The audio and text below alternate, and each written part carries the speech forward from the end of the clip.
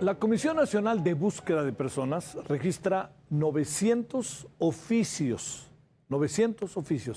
enviados a gobiernos estatales para pedirles información o para que corrijan el retraso en el conteo de personas desaparecidas. Esto fue antes de que Carla Quintana dejara su cargo en la Comisión de Búsqueda. La cifra contrasta con lo dicho por el presidente López Obrador y por el subsecretario de Derechos Humanos Alejandro Encinas. ¿Por qué? Porque se asegura que no hay problemas con el nuevo censo de desaparecidos y piden a los familiares tener confianza y que no se preocupen. Bueno, mañana es el Día Internacional de las Víctimas por Desaparición Forzada. Aquí en México se tiene registro de 624 víctimas por este delito.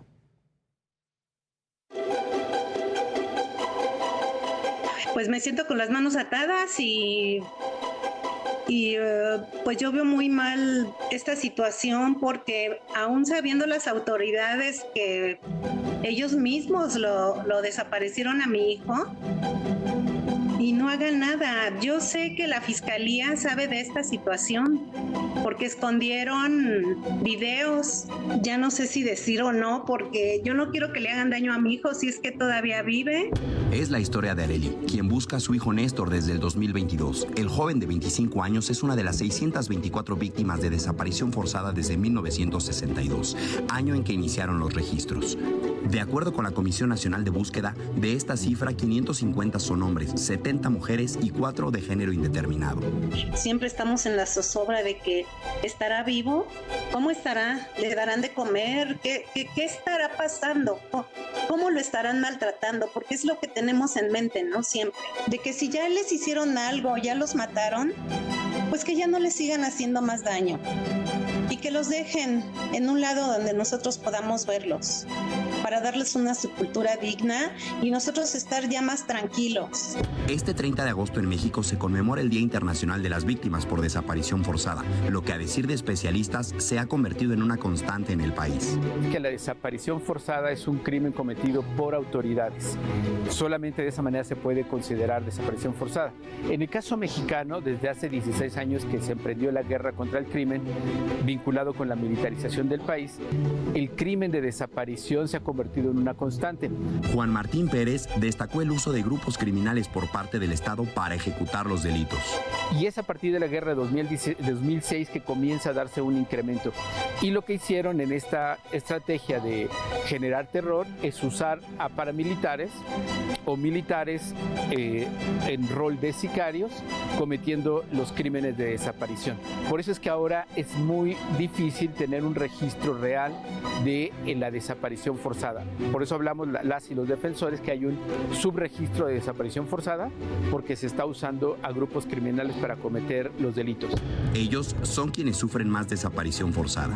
Hay 3 grandes poblaciones o segmentos que están siendo víctimas de esta desaparición forzada simulada o encubierta por sicarios a través de estos grupos que serían periodistas, defensores de derechos humanos, ambientalistas y ahora lamentablemente las madres buscadoras que con más presencia y evidencia están siendo asesinadas. La noche del 26 de septiembre de 2014, 43 estudiantes de la Escuela Rural Normal de Ayotzinapa desaparecieron en Iguala Guerrero y jamás se volvió a saber de ellos. Diversas investigaciones apuntan que elementos militares están involucrados en el caso. Pero yo quiero ver a mi hijo. No me voy a ir tranquila si es que Dios me lleva. No me voy a ir tranquila hasta no ver a mi hijo conmigo. Para Heraldo Media Group, Marco Fragoso. Esto es lo que tenemos y que hemos tratado particularmente en las últimas semanas, no perder de vista, tenerlo sistemáticamente en el radar. Bueno, vamos a hablar con Adalberto Méndez López, abogado, consultor internacional en materia de Derecho Internacional y Derechos Humanos. Adalberto, gracias. ¿Cómo has estado? Muy buenas noches. Javier, ¿qué tal? Muy buenas noches a ti y a todo tu auditorio y gracias por la invitación nuevamente a tu programa. Gracias. A ver, busquemos cómo cuadrar, ¿no? Por dónde entrarle al tema. Tenemos el asunto de que si el registro baja, no baja, la renuncia de una persona que, digamos, acabó un poco entre una buena imagen, pero una mala imagen también ante muchas de las familias de los desaparecidos. Tercero, que resulta ahora que conocemos que se mandaban oficios para pedir información o para que hicieran algo y los oficios fueron auténticamente pasados por alto. Habiendo esos tres asuntos, que sea, Adalberto, que hay muchos más, como para poder establecer, iniciar la plática y cuadrar el tema. Mira, creo que me gustaría primeramente hacer una pequeña, digamos, resumen de cuál es la situación de la desaparición en México. Las cifras que teníamos en 2011 en comparación con las de 2023 tienen un despunte, digamos, desmesurado y además preocupante, ¿no? En 2011 la cifra que se tenía, incluso en el último informe del Comité de Personas sobre Desaparición Forzada de Naciones Unidas, era de aproximadamente 5,000 personas desaparecidas. En 2021 se hablaba de 100,000. Y a 2023 estamos llegando casi a 300,000 personas. La cifra exacta, 290,824 personas desaparecidas a agosto de 2023. Esto significa que solamente en el sexenio de Andrés Manuel López Obrador, aproximadamente 110,000 personas han desaparecido. Esto es más o menos 27 personas por día. ¿Qué estamos viendo? Una situación de una crisis sistematizada que, si bien es cierto los registros vienen desde la década de los años 60 con la guerra sucia en ese entonces en México, se agudiza el problema en 2006 con la guerra contra el narcotráfico y pareciera ser que en los últimos 2 sexenios, particularmente en el actual, existe un abandono completamente de la política en materia de búsqueda y de garantía de los derechos de este grupo en situación de vulnerabilidad, ¿no? Simplemente con las propias cifras de gobernación, hoy el top 3 de los estados que tienen esta lacerante situación, y primero el número 1 es Estado de México, el segundo es Michoacán y el tercero es el Estado de Puebla.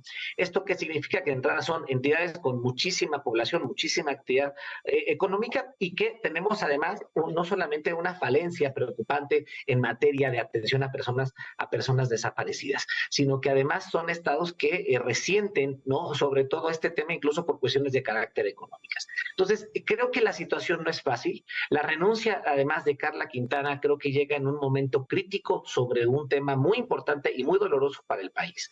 Y desafortunadamente su salida deja más preguntas que respuestas. Y esto creo que no debe ser un tema menor y se tiene que discutir, pero sobre todo el gobierno debería estarse ocupando sobre algo que duele mucho a la sociedad mexicana. A ver, ¿qué pasaría con estas 900 solicitudes que la Comisión Nacional de Búsqueda lanzó y que fueron materialmente hechas a un lado, ni respondidas, ni volteadas a ver? Creo que el tema de las solicitudes no es menor, por 2 razones. Primero, algo que se viene advirtiendo por las organizaciones desde que se creó la ley especializada en la materia, ¿no? Que fue, digamos, muy importante esta ley que se crea en el 2017, porque crea el Sistema Nacional de Búsqueda, y que evidentemente la ley general lo que hace es, digamos, dividir los campos de responsabilidades tanto a la Federación como a los estados.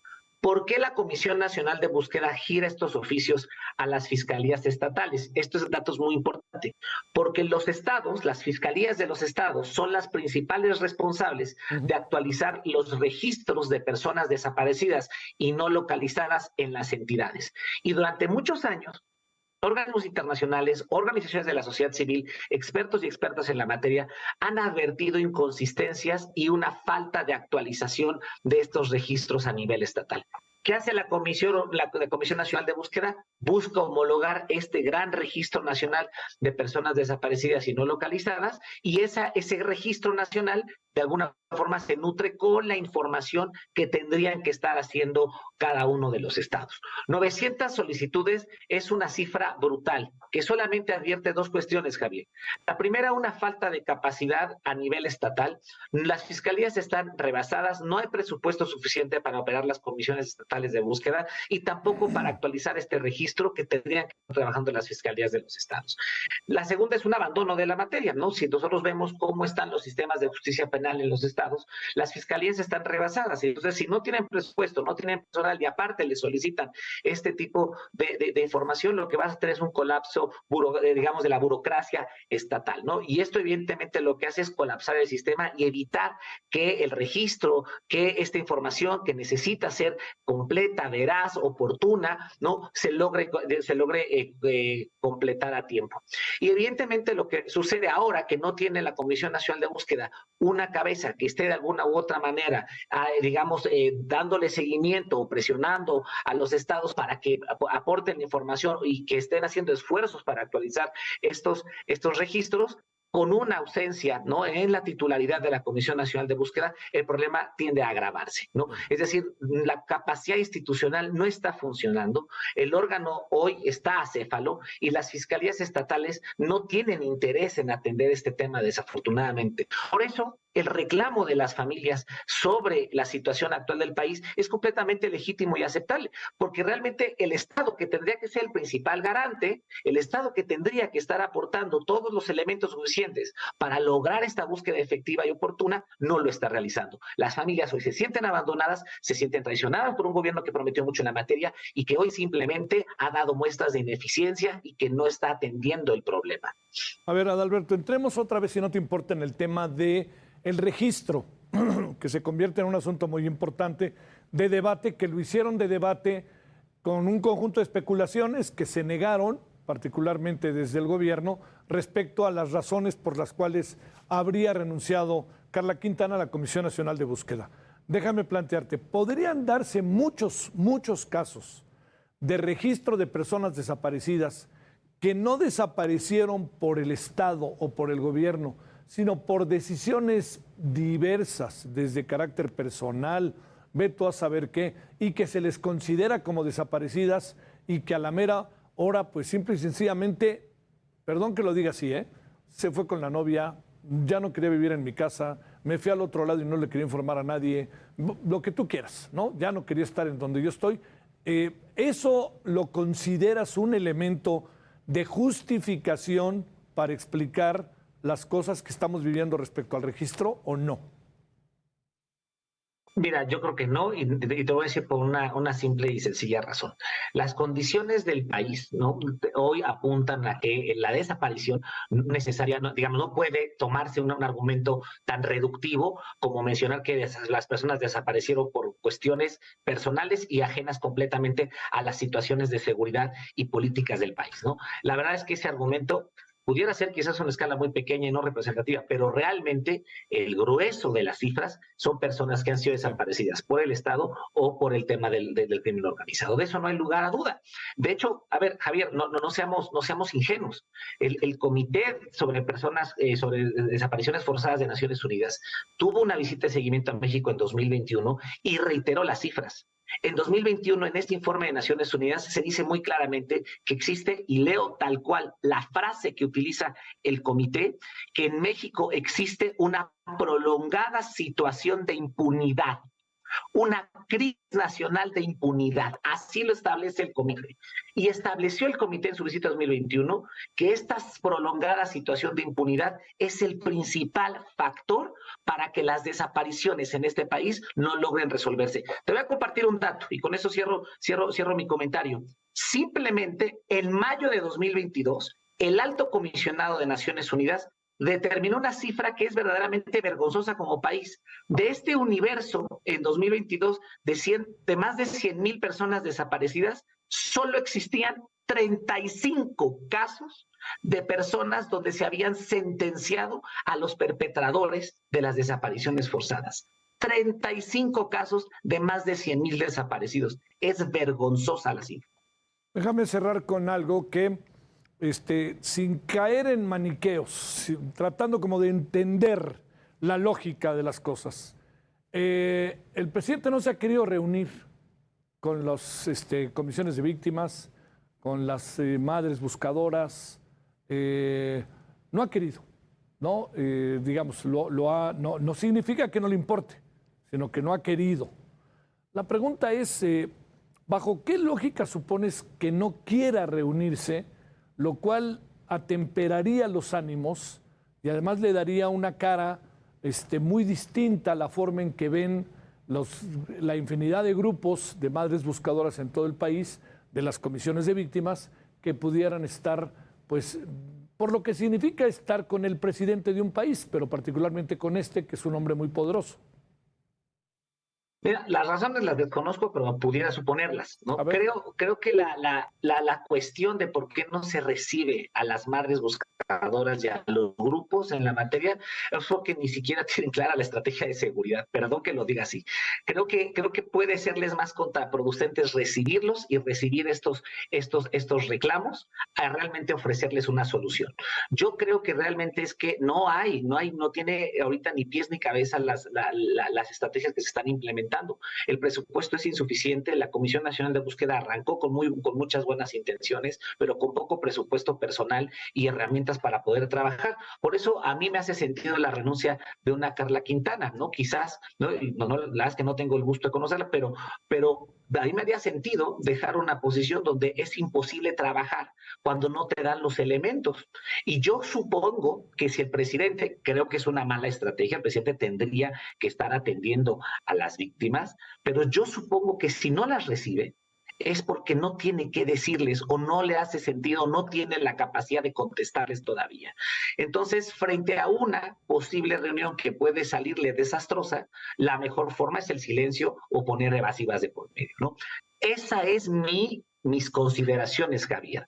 Creo que es un error no recibirlas. Creo que de alguna u otra forma políticamente el mensaje es muy negativo y el único mensaje que se está mandando es que se está desatendiendo a la población que más lo resiente. Y te voy a compartir un dato personal. Yo soy familiar de una persona desaparecida. Mi primo hace casi 15 años desapareció, nunca lo volvimos a encontrar y nunca ha avanzado la investigación. ¿Qué te puedo yo decir como un familiar al respecto? Pues que este tipo de actividades, lejos de ayudar, parecían un desprecio a las víctimas que hoy tanto adolecen de esta situación. Adalberto Méndez López, abogado y consultor internacional en materia de derechos humanos. Adalberto, muchas gracias que estuviste con nosotros. Muy buenas noches. Gracias, Javier. Buenas noches. Hasta luego.